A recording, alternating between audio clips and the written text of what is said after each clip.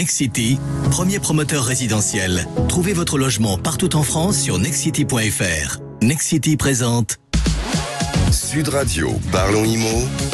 Sylvain Lévy-Valency. Trouvez votre logement. Tiens, c'est la question qu'on va essayer de se poser avec votre invité Sylvain Lévy-Valency. Oui, merci Jean-Marie. Bonjour à toutes et à tous. Bonjour Xavier Lépine. Bonjour. C'est un réel plaisir de vous recevoir parce qu'on va parler avec vous de la libération de l'accès à la propriété, ni plus ni moins. Vous avez eu une longue carrière dans l'immobilier. Vous avez été notamment à la tête de la Française entre 2001 et 2020. Avant de présenter votre nouvelle activité, on va prendre quelques instants pour parler de la crise du logement qui touche les Français depuis 2022. Quand vous voyez ce qui se passe aujourd'hui, qu'on voit que les politiques publiques structurantes n'ont pas résolu le problème à la fois du choc de l'offre qui était promis dans le premier mandat présidentiel d'Emmanuel Macron, d'un effondrement pour le logement neuf de la demande, vous qui avez une très longue expérience, qui a été à la tête d'un des premiers acteurs de l'immobilier français, ça doit vous poser question, non ? Pour moi, cette crise, elle est pas conjoncturelle, elle est structurelle et elle remonte à très longtemps. On dit toujours l'immobilier, c'est une question d'offre et de demande, et comme il y a plus de demandes que d'offres, les prix augmentent. C'est vrai, mais ça fait des années que ça dure, et malheureusement, ça va continuer de durer. Pourquoi ? D'abord, c'est vrai qu'il y a un déséquilibre. Il y a un déséquilibre qui est un petit peu structurel entre l'offre et la demande, donc on ne construit pas assez par rapport à la démographie, par rapport au fait que la démographie, c'est quoi ? La démographie, c'est l'allongement de la durée de la vie, c'est les séparations, voilà, donc il faut plus de logements, c'est une réalité. La réalité peut-être aussi plus profonde, c'est des dérèglements de lois qui sont généralement faites pour très positifs. On crée la loi SRU pour faire des logements sociaux, c'est très bien, mais celui qui les construit perd de l'argent, donc il compense en augmentant le prix du logement libre. Et donc ça fait sur le logement libre des prix qui augmentent. Ça, c'est un effet de bord négatif de quelque chose qui en soit positif. C'est également des lois comme la loi Pinel et ses prédécesseurs, où finalement on sait tous très bien que une partie de l'avantage fiscal est mis en augmentation de prix. Donc tout ça fait augmenter les prix. Donc on a ce type de dérèglement, et au-delà de tout ça, il y a une réalité. C'est que, en fait, prenez les années 50, 60, 70, 80 et 90, l'immobilier augmentait comme le reste. Pas plus, pas moins, parce que vous aviez une inflation à 2 chiffres, puis à 1 chiffre, mais qui était relativement significatif, et le prix de la baguette, comme le prix de l'immobilier, augmentait pareil. Et puis, à partir du moment où on a mondialisé, et on le voit très bien au niveau des indices des coûts de construction, puis on voit très bien qu'à partir des années 2000, finalement, la mondialisation fait que l'inflation générale des prix, elle embarque des biens dont les prix ne montent pas, voire dont les prix baissent, parce qu'il y a des gains de productivité. Or, la construction immobilière, c'est de la main-d'œuvre, des matériaux, des normes, et un coût foncier. Et un coût foncier. Est-ce que vous voyez là-dedans quelque chose qui peut baisser ? Est-ce que vous voyez des gains de productivité possibles ? Je suis complètement d'accord avec vous. Je suis absolument d'accord avec vous. Alors justement, vous me permettez de faire cette transition, Xavier Lépine. Vous avez lancé, parce que vous auriez pu aller jouer au golf et profiter finalement d'une retraite heureuse. Pas du tout. Vous êtes un start-upper, vous êtes un créateur d'entreprise. Vous avez lancé en cours d'année dernière une entreprise qui s'appelle Néo Proprio. Alors Néo Proprio, c'est une offre, alors je vous le dis, on a trouvé ça à la rédaction assez génial, qui va permettre d'aider les Français à accéder à la propriété. C'est un modèle, on est d'accord que c'est du jamais vu. Oui, on aurait pu le voir. Expliquez-nous, oui. Alors on aurait pu le voir, expliquez-nous. Non mais là, on a hâte de découvrir. Bon, finalement, regardez ce qui s'est passé dans le domaine de la voiture. Quand une voiture coûtait 6 mois de salaire, les gens l'achetaient à crédit. Et vous aviez à peu près 5% des voitures qui se vendaient avec un système de leasing. Du jour où la voiture s'est mise à valoir 7 mois, 8 mois, 11 mois, 12 mois, bien finalement, les gens n'achetaient plus à crédit, parce que ce n'était plus possible. Et ils sont passés au leasing, c'est-à-dire un système qui leur permet de le rendre abordable, et ils savent combien ça leur coûte et combien ils perdent tous les mois. Et donc, finalement, si vous regardez les comptes de Stellantis, vous apercevez que le leasing de voitures, aujourd'hui c'est une voiture sur 2 qui se vend à des particuliers, se vend neuve, se vend par un système de leasing. C'est extrêmement rentable pour tout le monde. Ça répond à la demande de l'utilisateur et ça permet également, une fois de plus, regarder les comptes de Stellantis, de gagner de l'argent. Finalement, ce que je me suis dit il y a quelques années, je me suis dit, Qu'est-ce qu'il y a comme innovation financière dans le domaine du financement du logement? Rien. Aucune innovation, en tout cas dans le secteur privé. Dans le secteur social, oui, mais pas dans le secteur privé. On s'est contenté d'allonger la durée des crédits quand les taux d'intérêt baissaient. Donc par rapport à ça, je me suis dit, qu'est-ce qu'on pourrait faire? Comment adapter finalement cette situation? Comment s'adapter à cette situation en faisant une forme de leasing immobilier, en sachant qu'il y a une énorme différence entre un logement et une voiture. Enfin, il y en a plus d'une de différence. La première, c'est qu'une voiture, au bout de 10 ans, ça vaut rien. Donc, effectivement, vous avez une valeur résiduelle de 0, alors que l'immobilier, ça vaut quelque chose.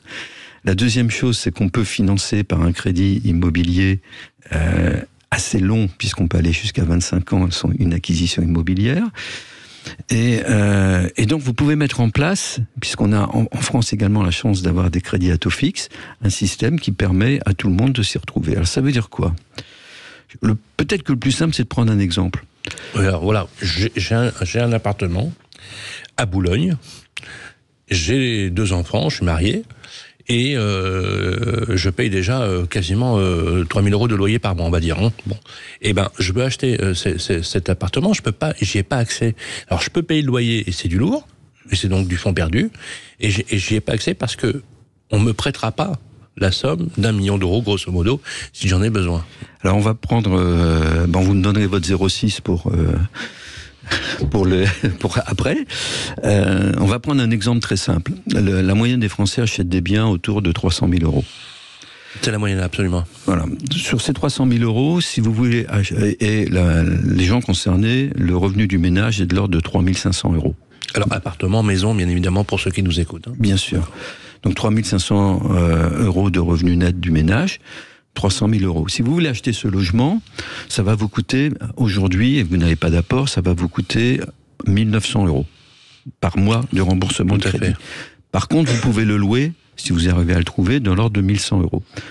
Donc 1 900 € de remboursement de crédit, si vous gagnez 3 500, c'est juste pas possible, ça fait plus de 50% de vos revenus. C'est la situation actuelle. Donc là, à Telzoro, nous intervenons, et nous disons, nous, on va vous vendre la propriété de votre bien pendant 25 ans. Et on va vous le vendre avec un premier paiement de 50% du prix, c'est-à-dire de 150 000 €.